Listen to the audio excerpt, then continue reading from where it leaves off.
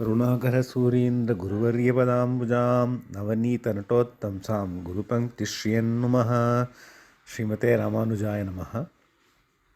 सभी आस्तिक जनों को नमस्कार। जैसे कि हम सब जानते हैं, 22 जनवरी 2024 के दिन श्री अयोध्या धाम में श्री राम मंदिर में श्री रामलला का प्राण प्रतिष्ठा उत्सव होने वाला है। इस संदर्भ में श्री नड़ादूर अम्माल तिरुमालिगई यूट्यूब चैनल के तरफ से हमने एक नया प्रयोग करने का सोचा और श्री रामचंद्र के कृपा से हम हिंदी में एक श्रृंखला प्रस्तुत करने का एक प्रयत्न कर रहे हैं। इस श्रृंखला का नाम है तमिलनाडु में श्री राम के दिव्य धाम। तमिलनाडु में अनेक उत्तर भारतीय तीर्थयात्री रामेश्वरम और धनुषकोटी का दर्शन लेते हैं और एक काफ़ी कम लोग जानते हैं कि इन जगहों के अलावा बहुत सारे तीर्थ स्थान हैं जो श्री राम और श्रीमद् रामायण से जुड़े हैं। इस श्रृंखला में हम उन्हीं में से कुछ प्रमुख दिव्य क्षेत्रों के बारे में बताने की कोशिश करेंगे। इसमें हम पहले जो दिव्य क्षेत्र का वर्णन करेंगे वो है तिरुवल्लूर। तिरुवल्लूर नाम के ये दिव्य क्षेत्र चेन्नई बेंगलुरु रेल मार्ग में चेन्नई से कुछ 40 किलोमीटर दूर पे स्थित है और वीक्षारण्य तिरुवल्लूर का और एक नाम है। ये तीर्थ स्थान 108 दिव्य देशम में से एक है। दिव्य देशम वो तीर्थ स्थान हैं जिनके बारे में एक और एक से अधिक दिव्य सूरियों ने अपने गाथों में गाया है। दिव्य सूरी 12 हैं जो 12 आழ்वारों के नाम से जाने जाते हैं और रामानुज संप्रदाय में इनका बहुत ही बड़ा महत्व है। चलिए आगे बढ़ते हैं इस दिव्य देशम के स्थल पुराण की ओर। ये दिव्य देश शालिहोत्र नामक मुनि के गाथा से जुड़ा है। शालिहोत्र मुनि उत्तर भारत में अवतरित हुए और उत्तर भारत से अपने तपस्या के लिए एक अद्भुत जगह के ढूंढते हुए वो धीरे धीरे दक्षिण के ओर बढ़े और जब वो यहाँ इस दिव्य देशम वीक्षारण्य में पहुँचे तो उन्हें लगा कि यही उनकी तपस्या के लिए उच्च स्थान है और उन्होंने तुरंत यहाँ एक कुटिया बनाई और यहाँ पर एक कई महीनों का घोर तपस्या किया। कई महीनों की तपस्या के बाद एक पौष अमावस्या के दिन उन्होंने अपनी तपस्या को रोककर भगवान का आराधन करने का निर्णय लिया और उन्होंने भगवान के लिए एक भोग चढ़ाया और जब वो भोग चढ़ाने के बाद वो प्रसाद वो स्वीकार करने के लिए तैयार हुए तभी एक वृद्ध अतिथि अचानक वहाँ प्रकट हुए। उन्होंने कहा, मुझे अत्यंत भूख है, क्या कुछ खाने को लिए मिलेगा? तो तुरंत शालिहोत्र मुनि ने अपने लिए रखे हुए उस प्रसाद का आधा हिस्सा उन्हें दे दिया। वो हिस्सा खाने के बाद फिर से वो वृद्ध अतिथि ने कहा, मुझे और भी भूख है, और कुछ खाने के लिए मिलेगा? तो शालिहोत्र मुनि ने बिना कुछ सोचे बाकी के जो हिस्से का प्रसाद है वो सब उन्हीं को दे दिया। वो सब खा के वो वृद्ध अतिथि बहुत संतुष्ट हो गए, प्रसन्न हो गए और उन्होंने आगे कहा, मुझे तो अभी भूख मिट गई है, परंतु अभी मुझे सोना है। सोने के लिए एक अच्छी जगह मिलेगा, कोई ग्रह मिलेगा? किम गृहम, किम गृहम, ऐसे पूछते जा रहे थे। तो शालिहोत्र मुनि ने कहा, ये देखिए, ये मेरी कुटिया है, ये पूरी कुटिया आप ही के लिए है, कृपया आप इसी में सो जाइए। तो तुरंत बहुत प्रसन्न हुए वो अतिथि और वहीं सो गए। और सोने के तुरंत बाद वो अतिथि ने अपना निज स्वरूप शालिहोत्र मुनि को दिखाया। हाँ, वो अतिथि कोई नहीं परंतु स्वयं श्रीमन नारायण ही थे। अभी आप सोच रहे होंगे ये कथा तो बड़ी अच्छी है, परंतु इसमें श्री राम और श्रीमद् रामायण का क्या संबंध है? इस प्रश्न का उत्तर इस क्षेत्र के बारे में 10 अनोखे पद्य गाने वाले श्री तिरुमंगे आழ்वार के पद्यों में है। जब श्री तिरुमंगे आழ்वार इधर पहुँचे और इस दिव्य देश का ये स्थल पुराण उन्होंने सुना, तब उन्हें तुरंत याद आया कि जिस तरह एक वेशधारी अतिथि के रूप में इधर भगवान ने अपने भक्त को दर्शन दिया, वैसे ही एक दानव ने भगवान के वीरता से डरे हुए अपने मोह से प्रेरित होके एक वेशधारी अतिथि के रूप में सीता माता का हरण करने का प्रयत्न किया।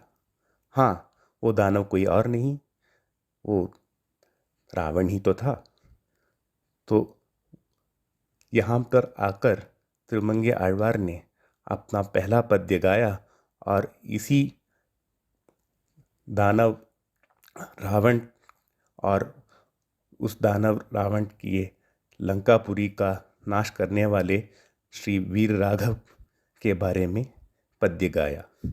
उन्होंने अपने मुख पद्य में गाया, பாசையாடை மூடியோடி காதல் செய்தானவனூர் நாசமாக நம்பவல்ல नंबी नंबेरुमान। अर्थात मोह में आकर भगवा वेश धारण करने वाले दानव की लंका नगरी का नाश करने वाले हमारे स्वामी श्री वीर राघव। इसीलिए इस दिव्य देश के स्वामी का नाम श्री वीर राघव स्वामी पड़ा। यहाँ पर और एक पहलू बहुत उल्लेखनीय है। ये दिव्य देश का जो मंदिर है वो कई शतकों से श्री अहोबिल मठ के से जुड़ा हुआ है। श्री अहोबिल मठ लगभग 600 साल पहले श्री घटिकाशतम अम्माळ यानी चिन्नम्माळ के प्रधान शिष्य श्री आदिवन शठकोप स्वामी जी ने स्थापित किया था। श्री आदिवन शठकोप स्वामी जी जब सिर्फ 20 साल के थे, वो आंध्र प्रदेश में स्थित अहोबिल दिव्य देश गए और वहाँ पर स्वयं भगवान श्री नारायण ने लक्ष्मी नरसिम्हा के रूप में उन्हें संन्यास दीक्षा प्रदान किया था। अहोबिल क्षेत्र एक ऐसा क्षेत्र है जहाँ पर गरुड़ भगवान के प्रार्थना को सुनकर भगवान श्री नारायण ने नरसिम्हा अवतार के सारे कथाओं को फिर से उनके सामने प्रत्यक्ष रूप में दिखाया। और यहाँ पर नरसिम्हा जी के 9 विभिन्न रूप हैं, जिनके मंदिर आंध्र प्रदेश के इस नल्लामल्ला जंगल के बीच में बहुत दुर्गम स्थान पे स्थित है। श्री नरसिम्हा जी के ये 9 विभिन्न रूप हैं: अहोबिल, मालोल, क्रोड, कारंज, भार्गव, योगानंद, चत्रवट, पावन और ज्वाला नरसिम्हा।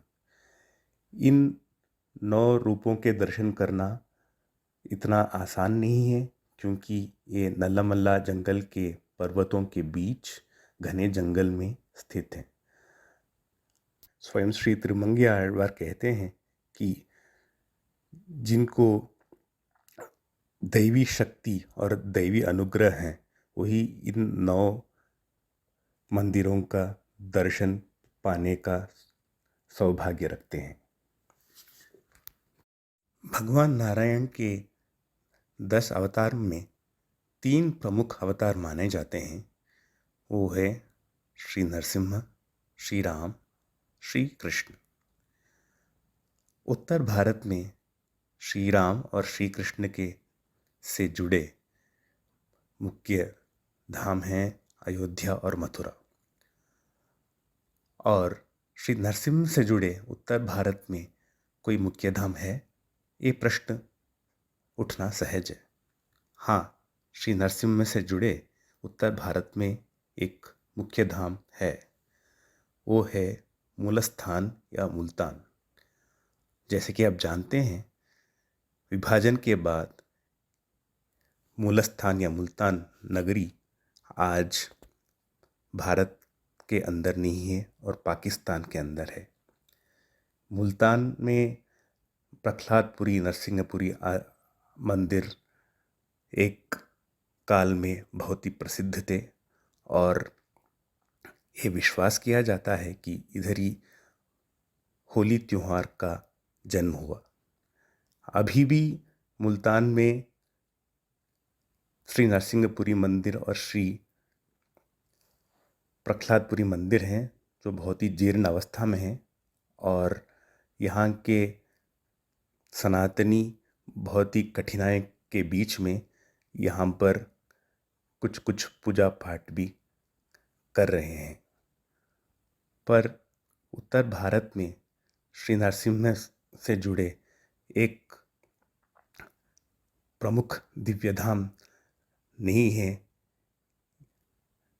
उत्तर भारत के आस्तिकों का इसी कमी को पूरा करने के लिए ही शायद अहोबिलम मठ के एक महान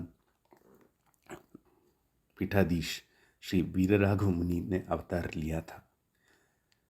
यह स्वामी जी श्री अहोबिलम मठ के 43वें पीठाधीश थे और इनका तिरुवल्लुर या भिक्षारण्य दिव्य देश से बहुत ही निकट संबंध था, क्योंकि इन्होंने अपनी संन्यास दीक्षा इसी तिरुवल्लुर भिक्षारण्य क्षेत्र में लिया था और इसी दिव्य देश के स्वामी वीरराघव के नाम से अपना संन्यास आश्रम का नाम लिया और इनका पूरा नाम था श्रीवन शठकोप श्री वीरराघव यतीन्द्र महादेशिक। और ये दक्षिण के दिशा से उत्तर के ओर अपना संचार करते आए और जब ये उत्तर में नैमिषारण्य नीमसार उत्तर प्रदेश पहुँचे, वहीं उन्होंने ये मृत्युलोक त्याग कर वैकुंठ प्राप्ति किया और यहीं पर नीमसार दिव्य देश में ही इनका वृंदावन आज भी है। नीमसार या नैमिषारण्य उत्तर प्रदेश के सीतापुर ज़िले में गोमती नदी के तट पे एक बहुत ही प्रमुख तीर्थ स्थान है और यह तीर्थ स्थान श्री नरसिम्हा जी से भी जुड़ा है, क्योंकि यहीं पर कहा जाता है कि जब भक्त प्रहलाद असुरों के चक्रवर्ती बने और अपने युवा अवस्था में यहाँ पर आए, तो फिर से उन्हें श्री नरसिम्हा भगवान ने अपना दर्शन दिया था। इसीलिए श्री अहोबिलम मठ के प्रमुखों ने श्री नरसिम्हा जी की कृपा से यहाँ पर उत्तर अहोबिल नाम के एक मंदिर परिसर बनाने का निर्णय लिया, जहाँ पर अहोबिल क्षेत्र के 9 विभिन्न नरसिम्हा रूपों का मंदिर एक साथ बनाकर उत्तर भारत में श्री नरसिम्हा जी का एक अद्भुत मंदिर परिसर बनाने का संकल्प किया। लगभग 5 साल से इस मंदिर परिसर का कार्य चल रहा है और ये लगभग एक कार्य पूर्णता की ओर बढ़ रहा है। जैसे कि अभी अयोध्या धाम में श्री राम मंदिर का प्राण प्रतिष्ठा हो रहा है और एक 3-4 महीने में यहाँ नीमसार में अयोध्या के पास ही गोमती नदी के तट पर ये अभिनव नव नरसिम्हा मंदिर का निर्माण का कार्य भी संपूर्ण होकर प्राण प्रतिष्ठा और महासंप्रोक्षण का कार्य हो जाएगा और उत्तर भारत में फिर से श्री नरसिम्हा जी का एक अद्भुत दिव्य धाम और दिव्य मंदिर परिसर बन जाएगा। जो आस्तिक इस उत्तर अहोबिल परियोजना के बारे में और जानना चाहते हैं, वो इस वीडियो के डिस्क्रिप्शन में दिए हुए उत्तर अहोबिल प्रोजेक्ट के यूट्यूब चैनल पर जाकर और जानकारी भी प्राप्त कर सकते हैं। इसी के साथ तमिलनाडु के श्री राम दिव्य धाम नामक इस श्रृंखला का पहला अंक को समाप्त करता हूँ और ऐसे ही कुछ और दिव्य धामों के बारे में हम श्री राम जी की कृपा से आगे आगे देखेंगे। धन्यवाद। कवितार्किक सिंहाय कल्याण कुलशालिने श्रीमते वेंकटेशाय वेदांत गुरवे नमः।